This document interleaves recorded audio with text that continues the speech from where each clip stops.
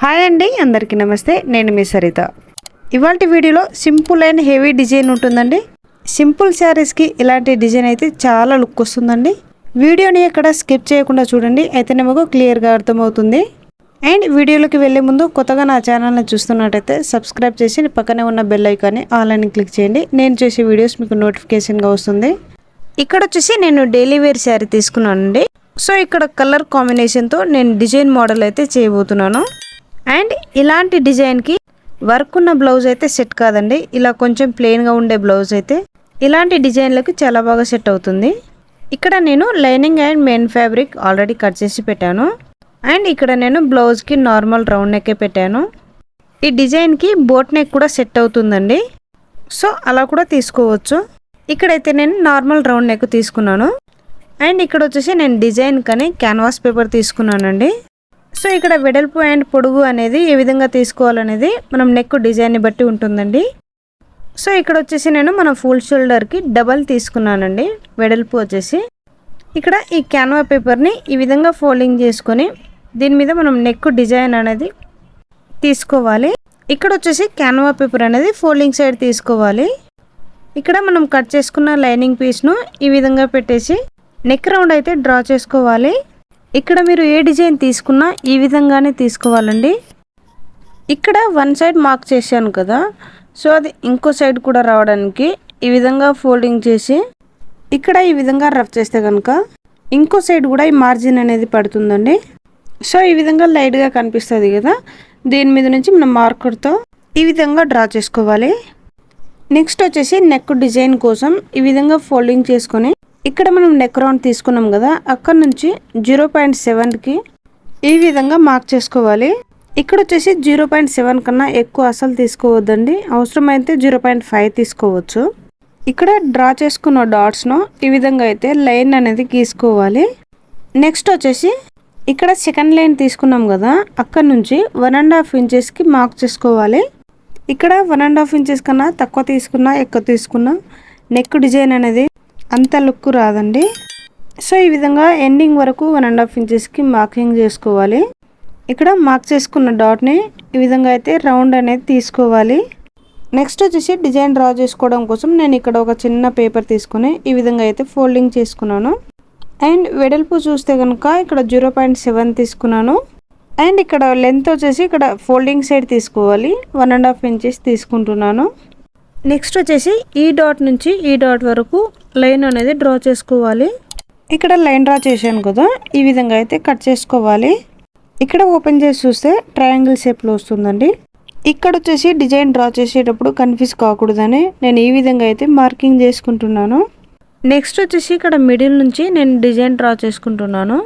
So ఇక్కడ నేను తీసుకున్న ట్రయాంగిల్ షేప్ను ఈ విధంగా ఫోల్డింగ్ చేసి ఇక్కడ ఈ విధంగా అయితే పెట్టేసి మార్కింగ్ అనేది చేసుకుంటున్నాను.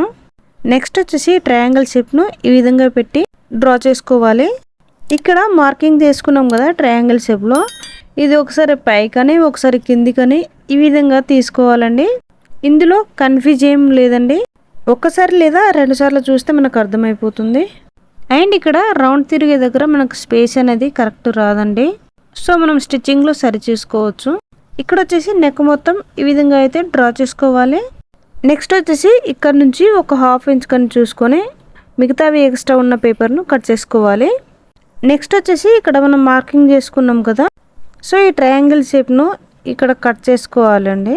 సో ఇక్కడే కనుక మనం ట్రయాంగిల్ షేప్ని కట్ చేస్తే కొంచెం అటు ఇటు అయ్యే ఛాన్స్ ఉంటుంది. సో అందుకు నేను వేరే విధంగా తీసుకున్నాను. ఇక్కడ ఫోల్డింగ్ చేసి ఇంకో సైడ్ చూస్తే కనుక మనం ఆల్రెడీ మార్కింగ్ చేసింది లైట్గా కనిపిస్తుంది.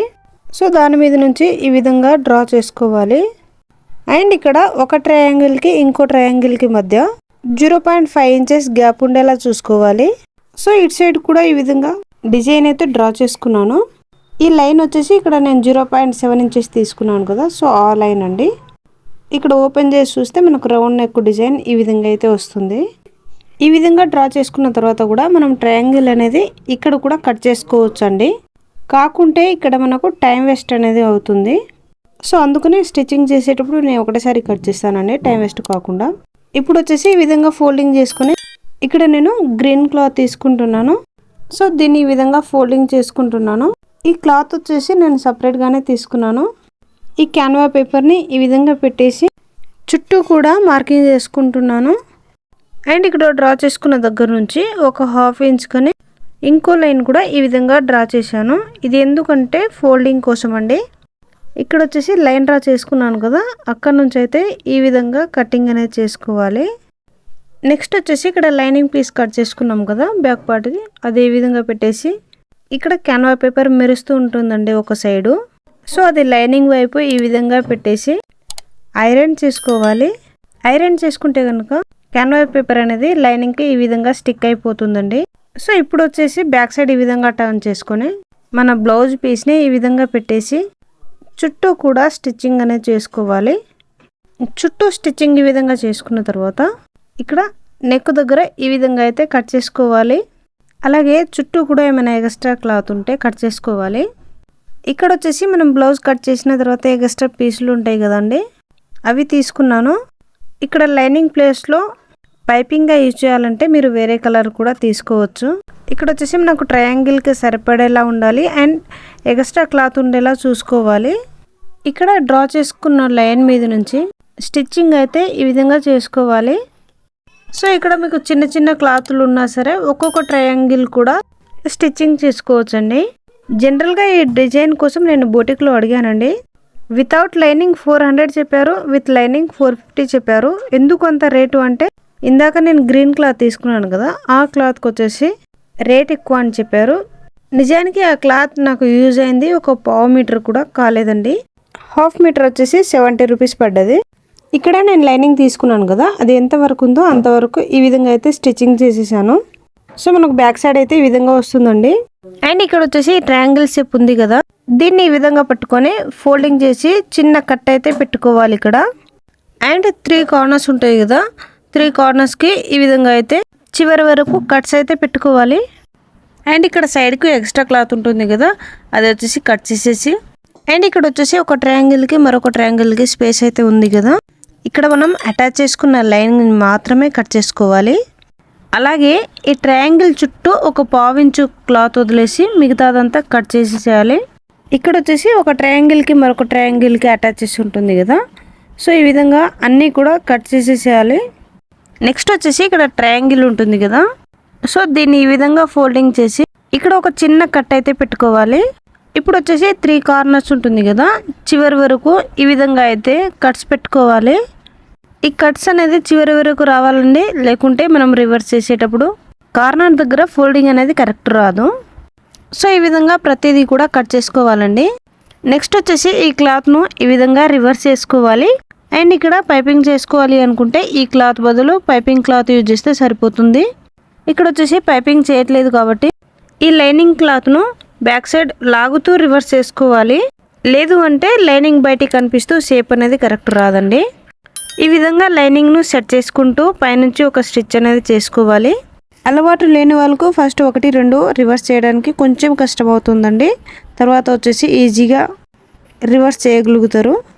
ఈ విధంగా రివర్స్ చేసుకున్నాక మనకు బ్యాక్ సైడ్ అయితే ఈ విధంగా వస్తుందండి. అండ్ ఇక్కడ వచ్చేసి నేను ఇంకోటి కూడా చూపిస్తున్నాను ఏ విధంగా రివర్స్ చేయాలనేది. ఇక్కడ వచ్చేసి రివర్స్ అనేది మిడిల్ నుంచి చేయాలండి. ఇక్కడ నేను చూపిస్తున్న విధంగా కార్నర్ నుంచి స్టార్ట్ చేయకూడదు. సో అన్నీ కూడా ఇదే విధంగా రివర్స్ చేసుకోవాలండి. కానీ రివర్స్ చేయడానికి మనకు ట్రయాంగిల్కి సరిపడా క్లాత్ మాత్రం ఖచ్చితంగా కావాలి. ఇక్కడ రివర్స్ చేయడం అయిపోయాక మనకు నెక్ అయితే ఈ విధంగా అయితే వస్తుంది. అండ్ బ్యాక్ సైడ్ వచ్చేసి మనకు ఈ విధంగా అయితే వస్తుందండి. ఇప్పుడు వచ్చేసి నేను ఆల్రెడీ కట్ చేసి పెట్టుకున్నాను కదా, ఈ క్లాత్ను ఈ విధంగా పెట్టేసి పైనుంచి మనం బ్యాక్ పార్ట్ను ఈ విధంగా పెట్టేసుకోవాలండి. సో ఎక్కడ ముడతలు లేకుండా నీట్గా పెట్టేసుకోవాలండి ఈ విధంగా. ఇక్కడ వచ్చేసి క్లాత్ అనేది అటు ఇటు పోకుండా ఇక్కడ పిన్స్ అయితే పెట్టుకుంటున్నాను. డైరెక్ట్ అయినా కుట్టుకోవచ్చు, కానీ మిస్ అయితే ముడతలు అనేవి వస్తాయి కాబట్టి నేను ఇక్కడ పిన్స్ పెట్టుకుంటున్నాను. ఇక్కడ వచ్చేసి నేను నెక్ పైపింగ్ చేయాలనుకుంటున్నాను, అందుకనే ఫస్ట్ డైరెక్ట్గా ఈ విధంగా అయితే కుట్టేసుకుంటున్నా. నెక్స్ట్ వచ్చేసి ఇక్కడ నేను పిన్స్ పెట్టుకున్నాను కదా, అది రిమూవ్ చేసేసి ఈ విధంగా నెక్ సైడ్ అయితే ఎక్స్ట్రా క్లాత్ని కట్ చేసేసాను. నెక్స్ట్ వచ్చేసి ఇక్కడ బ్యాక్ సైడ్ గ్రీన్ క్లాత్ ఉంటుంది కదా, దీనికి ఈ విధంగా ఫోల్డింగ్ చేసుకోవాలి. ఈ ఫోల్డింగ్ అనేది మనకు ట్రయాంగిల్ షేప్లో కనిపించకుండా ఉండాలండి. అంటే ఫోల్డింగ్ చేసినా కూడా ½ ఇంచు బయటనే ఉండేలా చూసుకోవాలి. ఇక్కడ ఫోల్డింగ్ బదులు ఎవరికైనా అవైలబుల్ ఉంటే జిగ్జాగ్ కూడా చేసుకోవచ్చు. సో నెక్స్ట్ వచ్చేసి ఇక్కడ ఈ ట్రయాంగిల్ షేప్ ఉంటుంది కదా, సో దీనిపై నుంచి స్టిచ్చింగ్ చేసుకోవాలి. ఇక్కడ లైనింగ్ రివర్స్ చేశాను కదా, అది బయటికి కనిపించకుండా సెట్ చేసుకొని గ్రీన్ క్లాత్ ముడతలు లేకుండా చూసుకొని ఈ విధంగా అయితే పైనుంచి స్టిచ్చింగ్ చేసుకోవాలి. అలాగే అన్నీ కూడా ఈ విధంగా అయితే స్టిచ్చింగ్ అనేది చేసుకోవాలి. ఇక్కడ వచ్చేసి మనకు స్టిచ్చింగ్ చేశాక చిన్న చిన్న దారాలు అనేది అక్కడ ఇక్కడ ఉంటాయండి, అవి నీట్గా కట్ చేసుకోవాలి. నెక్స్ట్ వచ్చేసి ఇక్కడ నేను పైపింగ్ కోసం రెడ్ కలర్ క్లాత్ అయితే తీసుకున్నాను. ఇక్కడ వచ్చేసి నేను వితౌట్ థ్రెడ్ పైపింగ్ చేస్తున్నానండి. మనం థ్రెడ్ వేసి ఏ విధంగా అయితే పైపింగ్ వేస్తామో సేమ్ యాజ్టీజ్గా అలాగే వస్తుంది. ఇక్కడ ఈ విధంగా కట్స్ పెట్టుకున్నాక ఈ క్లాత్ను ఈ విధంగా రివర్స్ చేసి ఇక్కడ నేను చూపిస్తున్నాను చూడండి, ఇంతే స్పేస్తోనే ఒక కుట్టు అనేది వేసుకోవాలి. ఈ విధంగా స్టిచ్ చేశాక ఇక్కడ స్టార్టింగ్ దగ్గర ఒక కుట్టు వేసాను కదా, సో దీనికి కుట్టు కనిపించకుండా ఈ విధంగా ప్రెస్ చేసుకుంటూ పైనుంచి స్టిచ్చింగ్ అయితే వేసుకోవాలి. ఇది వచ్చేసి ఎందుకు చెప్తున్నానంటే ఫస్ట్లో నాకు థ్రెడ్ పైపింగ్ రాకపోయిండే, సో థ్రెడ్ పైపింగ్ రాని వాళ్ళు ఈ విధంగా ట్రై చేస్తే చాలా బాగా వస్తుందండి. చూశారు కదా ఇక్కడ థ్రెడ్ లేకుండా కూడా పైపింగ్ ఎంత నీట్గా వచ్చిందో. ఇక బ్యాక్ సైడ్ వచ్చేసి మనం నార్మల్గా ఏ విధంగా అయితే ఫోల్డింగ్ చేసి స్టిచ్చింగ్ చేస్తామో అదే విధంగా చేసుకోవాలి. సో ఇక్కడ నెక్ డిజైన్ ఫినిషింగ్ అయితే ఈ విధంగా వస్తుందండి. ఈ డిజైన్ మీకు ఎలా అనిపించింది, నచ్చితే లైక్ చేయండి. మీరు ఇచ్చే లైక్ వల్ల ఈ వీడియో మరికొందరికి చేరే అవకాశం ఉంటుంది. అండ్ ఈ వీడియో ఎవరికైనా యూజ్ అవుతుంది అనుకుంటే షేర్ చేయండి. సబ్స్క్రైబ్ చేసుకోవడం మాత్రం మర్చిపోకండి. Thank you for watching.